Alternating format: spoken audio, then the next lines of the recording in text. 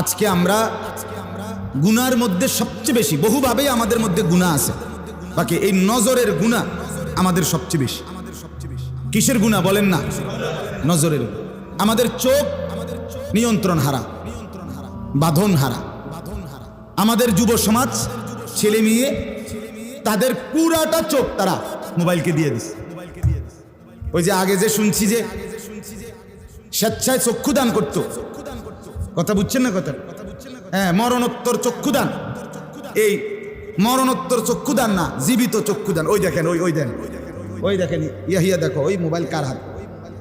হাতে সাইজ হলো tablet size, তার থেকে তার মোবাইল বড়। যেই অপদার্থ তার হাতেই মোবাইল দিছে, ওই সবচেয়ে বড় অপদার্থ। ওইটা একেবারেই অপদার্থ। সে যদি ভাই হয় তো ভাই অপদার্থ, বাপ যদি হয় ওইটা অপদার্থ বাপ। এই সন্তান নষ্ট করার সবচেয়ে বড় দায়ী আপন গার্জিয়ান। মা বেডি 2 বছরের বাচ্চাটারে বড় মোবাইলটা দিয়ে দিছে, তুই টিপ এটা, তুই তবু ডিস্টার্ব করিস না, আমি সাইজ দিয়ে আসি ড্রেসিং টেবিলে, এবডি পাউডার ডলে হাতে মোবাইল টিপ। কথা বুঝেন নাই? ও বেডি হিন্দি সিরিয়াল দেখে টেলিভিশনে, হ্যাঁ, হিন্দি সিরিয়াল দেখে, ইন্ডিয়ান সিরিয়াল দেখে, কি দেখে? মনোযোগ দিয়ে দেখে। হিন্দি সিরিয়ালের সবগুলোর মূল বৈশিষ্ট্য হলো স্বামী স্ত্রীর ঝগড়া, শাশুড়ির থেকে জামাইরে কেমনে আলাদা করতে হবে, দেবর ননদের কেমনে স্বামীর থেকে বিচ্ছিন্ন করতে হবে, মানে সংসার কিভাবে তছনছ করবে। এটা হলো ওই বেঈমানদের সবচেয়ে বড় ষড়যন্ত্র। সবগুলোর বৈশিষ্ট্য। মহিলারা এইটা দেখা বিবাহের পরে 6 মাসও একসাথে আর থাকতে চায় না। 6 মাসও না। বেডির সিদ্ধান্ত, মরিয়ার বাসি তে বেডারে তার বাপ মার থেকে আলাদা করুন। জীবনের সাধনা এটা। হায় হায়, লানত, অভিশাপ ওই নারীর প্রতি। যে নারী, তুমি বেটি তোমার একটু সুখের জন্য স্বামী বেচারাকে আলগা করে লাইলা। তুমি তো কিছুক্ষণের সুখ হয়তো পাইবা, কিন্তু এই স্বামী মা বাবার নাফরমানির কারণে এই ছেলেটা তারে তো চিরদিনের জন্য জাহান্নামী বানাই দিল।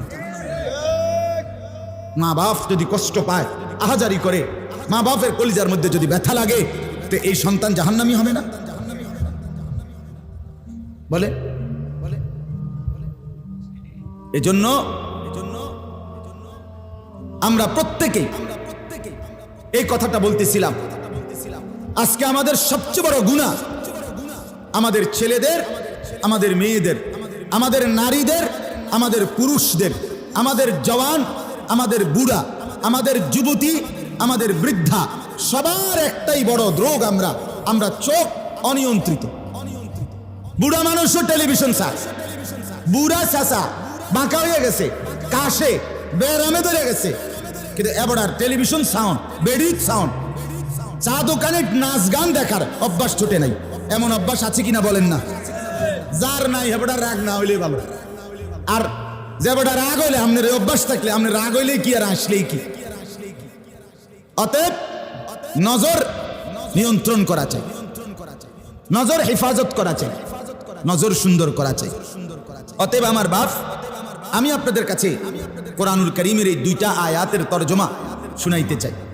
এটা পুরুষদের জন্য, নারীদের জন্য, উভয়টা। একজন মুসলিম পুরুষ, তার ব্যাপারেও আল্লাহর হুকুম, একজন মুসলিম নারী, তার ব্যাপারেও আল্লাহর হুকুম। উভয়কে আল্লাহ তাআলা বলছে চরিত্রের হেফাজতের জন্য সবচেয়ে প্রথম শর্ত, 1 নাম্বার, দৃষ্টি হেফাজত। কোন মানুষের চরিত্র সুন্দর কিনা এটার প্রমাণ তার নজর ঠিক কিনা। আমি ওই কথা শুদ্ধ কয়, ফ্যান ফিনছে, শার্ট গাও দিছে, স্প্রে লাগাইছে, কথাবার্তা এমনি কুমাইয়া কয়, জি জি জি আঙ্কেল কেমন আছেন, ভালো আছেন, আর মাশাআল্লাহ দেখছুনি ও ভদ্র ভদ্র বাইয়া পড়তে আছে একবার। না না না না, 1 নাম্বার পবিত্রতা, সুন্দর, উত্তম আখলাক, সৎ চরিত্রবানের 1 নাম্বার বৈশিষ্ট্য হলো যে যার চক্ষু নিরাপদ, যে চোখ নিরাপদ রাখে। 1 নম্বরে আল্লাহ তাআলা বলেন। আর চূড়ান্ত হলো যে নিজের লজ্জাস্থান হেফাজত করে। এই দুই দিকের বেড়া, মাঝখান দিয়ে এর ভিতরে যা আছে সবগুলো এতে নিয়ন্ত্রিত হবে।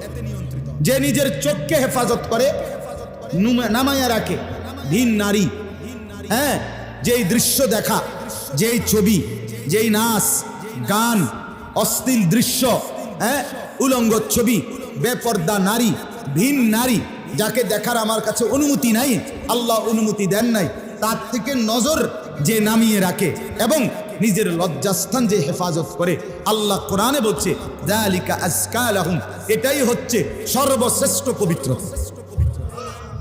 এটাই হলো সর্বশ্রেষ্ঠ, কি বলেন না, পবিত্র, সেই বড় পবিত্র। এবার এই শুদ্ধ কথা কোক আর চিটেঙ্গা কথা, কথা নোয়াখাইল্লা হোক আর সিলিটটা হোক, এটা দেখার বিষয়। দেখার বিষয় হলো তার নজর দৃষ্টি এটা নিচের দিকে কিনা, আর লজ্জাস্থান হেফাজত কে। এই দেখেন আল্লাহ কি বলে শুনেন।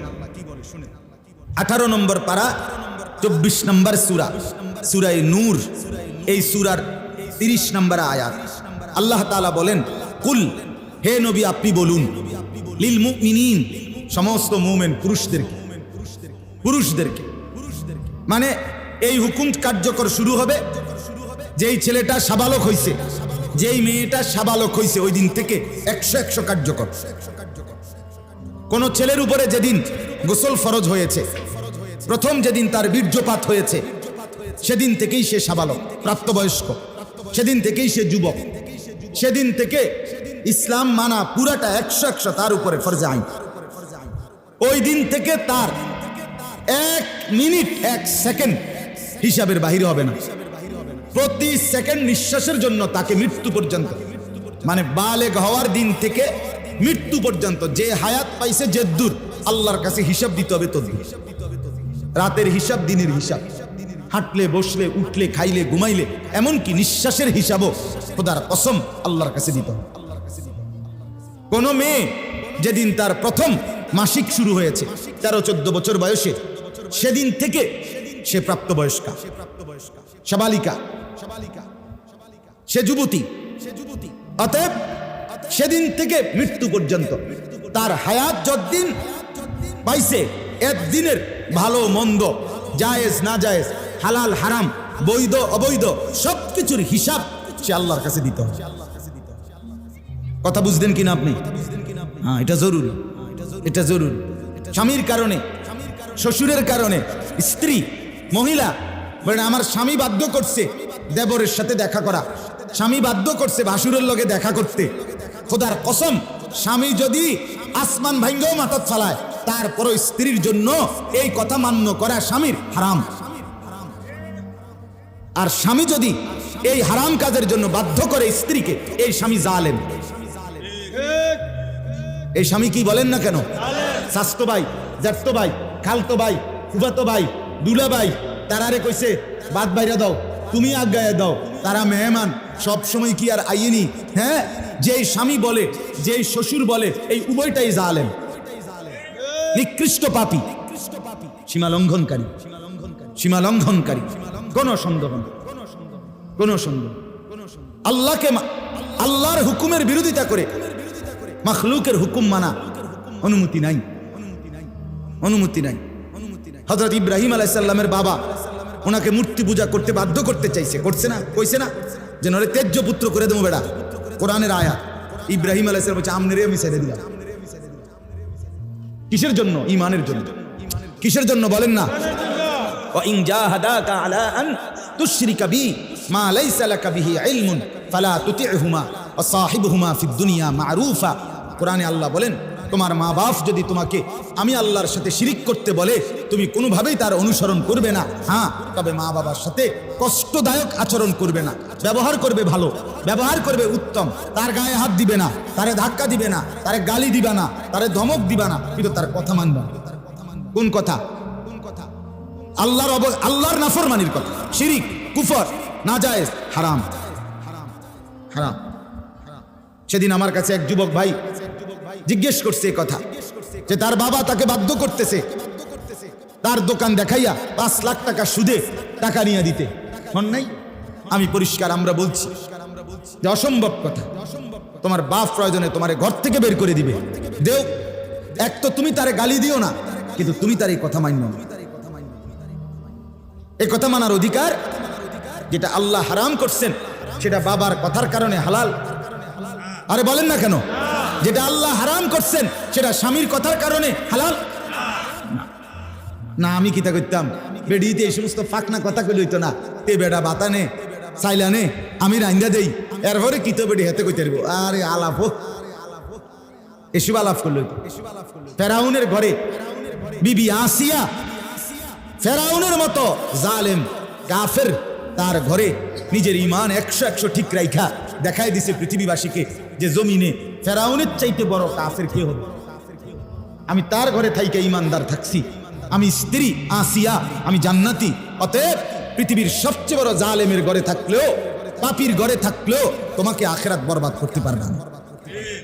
আল্লাহ আমাদের মা বোনদেরকে বুঝার তৌফিক দান, আপনাদেরকেও বুঝার তৌফিক দান। নিজের স্ত্রী, নিজের কন্যাকে বাজারের পণ্য বানাবেন না। আত্মমর্যাদা বহুত বড় সম্পদ, গায়রত। আপনার স্ত্রী বেপর্দা বাজারে বাজারে ঘুরে, রাস্তার পুরুষ রাক্ষসের মতো তাকাইয়া দেখে, আপনার আত্মসম্মানে লাগে না, আপনি বেগায়রত, আপনি পুরুষ নামের কলঙ্ক।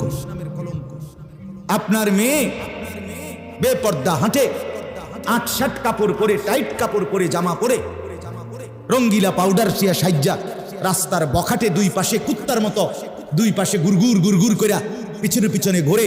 আমনে বাপ হইয়া জানেন, মেয়ে মা হইয়া দেখছেন, আমনের গায়ে লাগে না, কলিজায় লাগে না, আপনি বেগায়রত, আত্মমর্যাদাহীন পুরুষ আপনি।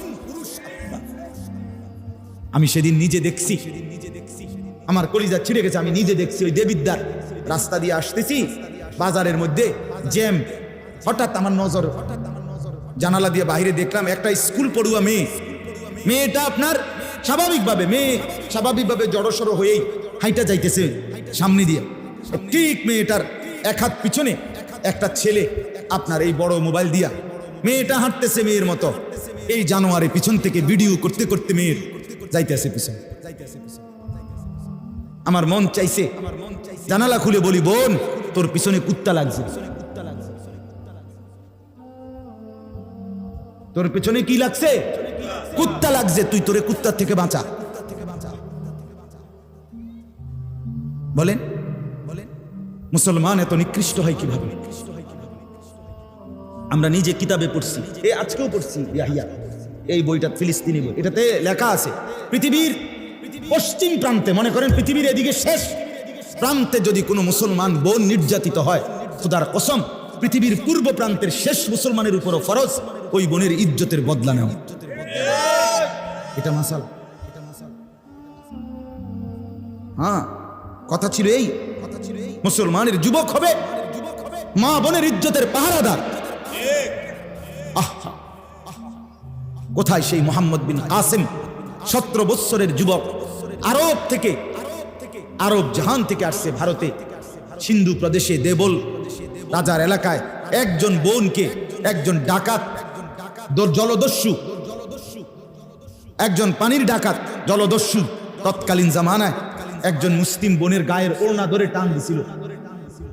তখন ওই বোন চিঠি পাঠাইছিল হাজ্জাজ ইবনে ইউসুফের কাছে আরব দেশে, হাজ্জাজ তুমি বেঁচে থাকতে তোমার মুসলিম বোনের গায়ের ওড়না ধরে টান দিছে বেঈমান কাফের, তুমি এর বদলা নিবা কিনা আমি শুনতে চাই।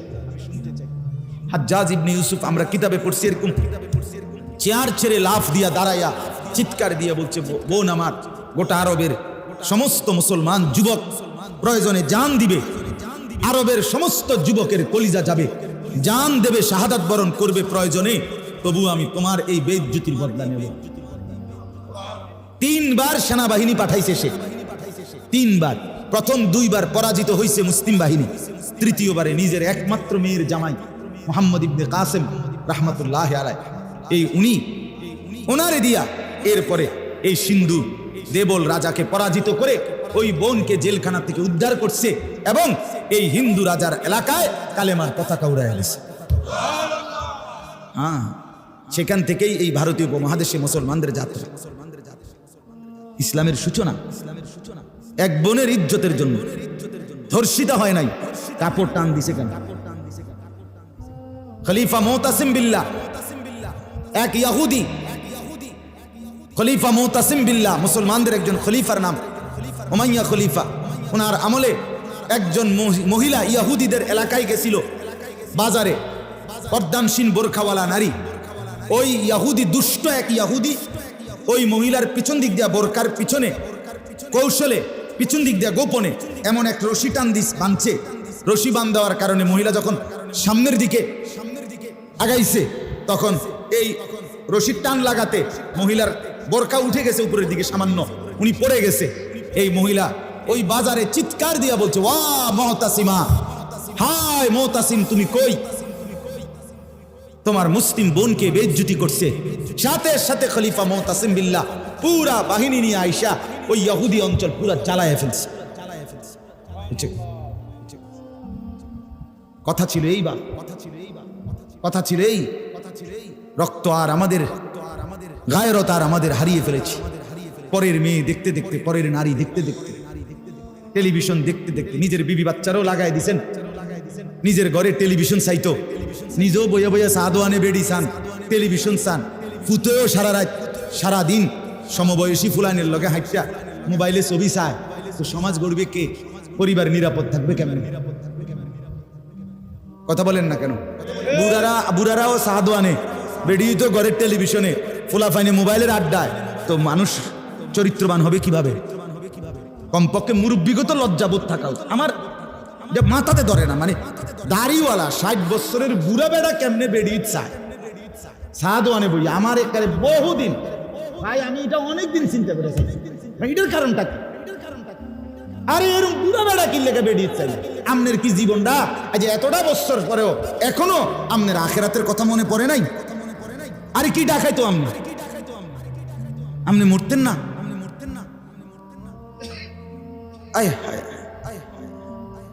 আল্লাহ, একটা সমাজের মধ্যে কিছু মানুষ তো থাকা উচিত।